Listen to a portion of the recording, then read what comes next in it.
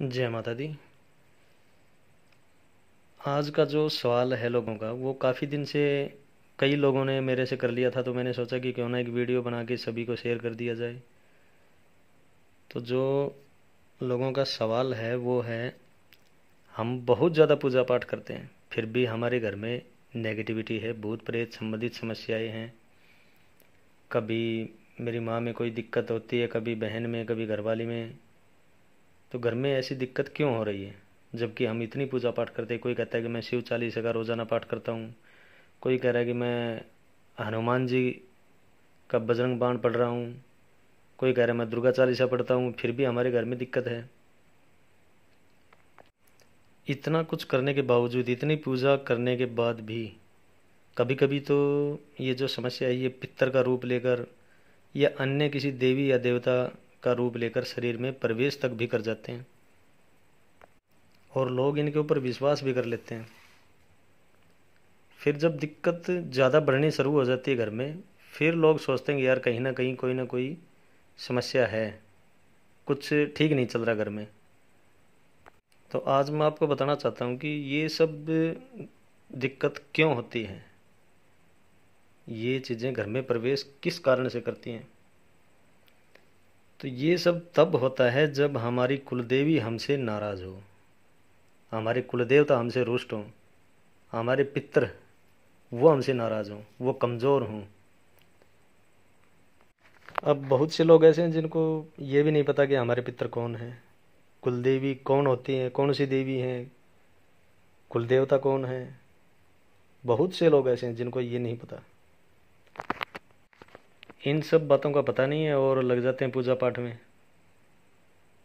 ऐसा होने से होता क्या है कि जब हम अपनी कुलदेवी की पूजा नहीं करते, कुल देवता की पूजा नहीं करते, पितरों की पूजा नहीं करते, अन्य किसी देवी या देवता की हम जब पूजा करते हैं, तो सबसे पहले जो नेगेटिविटी जो होती है घर में, वो सबसे पहले आकर्षित होती है। फिर हम जितनी पूजा पाठ करेंगे ना, उतनी ही दिक्कत हमें दिखाई देगी। जितनी पूजा पाठ करेंगे उतनी ही समस्या हमें महसूस होगी। जब भी हम किसी देवी या देवता की पूजा करते हैं, तो सबसे पहले हमारी कुलदेवी का हम पर प्रसन्न होना बहुत ज़रूरी है।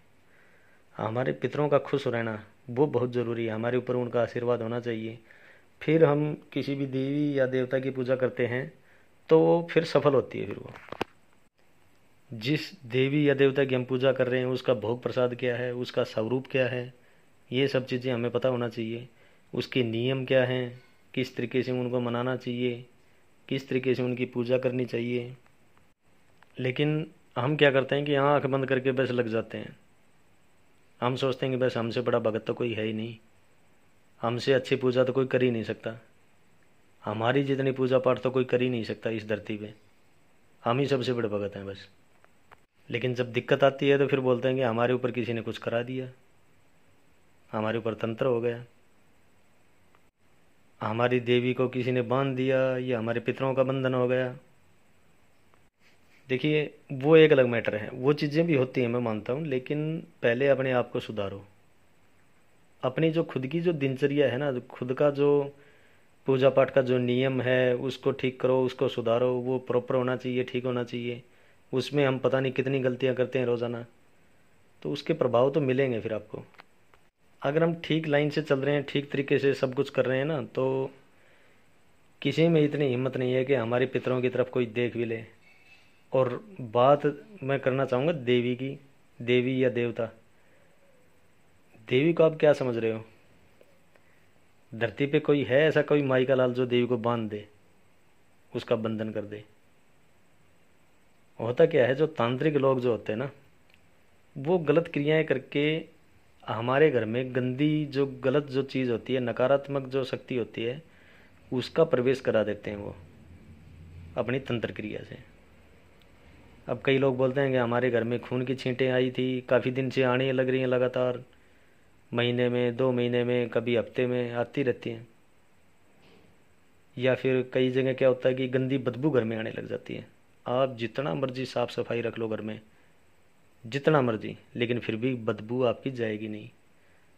तो आपको मान के चलना चाहिए कि कहीं ना कहीं किसी ने कहीं ना कहीं आपके ऊपर तंत्र करा दिया है। एक बार नेगेटिविटी का अगर हमारे घर में प्रवेश हो गया, फिर सारी पूजा पाठ करना जो है ना वो व्यर्थ है, वो बेकार है, वो आपकी लगेगी नहीं। लगेगी तो बहुत कम लगेगी, वो बहुत कम आपको फल मिलेगा उसका। वो आपके लिए इतना कर सकते हैं कि आपको कहीं ना कहीं कोई रास्ता आपको दिखा सकते हैं, कहीं अच्छे भगत का या फिर पंडित वगैरह का, जिससे उनकी काट हो सके, उस चीज़ का निवारण हो सके। उस पूजा से आपको ये फल मिल सकता है। मैं हर आदमी को यही सलाह देता हूँ, यही चीज़ बताता हूँ बार बार, अपने आप को इतना ताकतवर बनाओ कि आपकी साइड में कोई गलत नज़र से देख भी ना सके। अब ताकतवर का मतलब ये नहीं है कि आप कहीं कुश्ती करो या कहीं बाहुबल अपना दिखाओ, मैं बात कर रहा हूँ पूजा पाठ की। तो इस लाइन में आप ताकतवर तब बन सकते हो जब हम अपनी कुल देवी और अपने पितरों को खुश रखेंगे, उनका समय समय पर भोग प्रसाद देंगे, उनको समय समय पर मनाएंगे, फिर वो हमारे ऊपर खुश रहते हैं।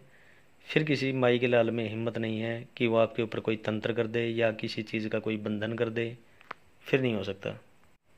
लेकिन इस साइड में कोई देखता ही नहीं है, कोई सोचता ही नहीं है। लोग सोचते हैं कि बस हम जो कर रहे हैं ना बस वही ठीक है, बहुत अच्छा कर रहे हैं, बहुत सही कर रहे हैं। परेशानी भी आती है लेकिन फिर भी सोचते हैं नहीं, हमारे से तो कोई गलती हो ही नहीं सकती। जब दिक्कत हद से ज़्यादा बढ़ती है ना, तब लोग सोचते हैं, फिर घर से निकलते हैं। तो मेरा तो सबसे निवेदन है, सबसे यही कहना है कि अपने पूजा पाठ का जो तरीका है उसको ठीक रखो और खुशहाल रहो। आपके जीवन में कोई संकट नहीं आएगा अगर आप ठीक से चलोगे तो। बाकी आपकी मर्जी है, सब अपनी मर्जी के मालिक हैं। माँ भगवती सबको खुश रखे, स्वस्थ रखे। जय माता दी।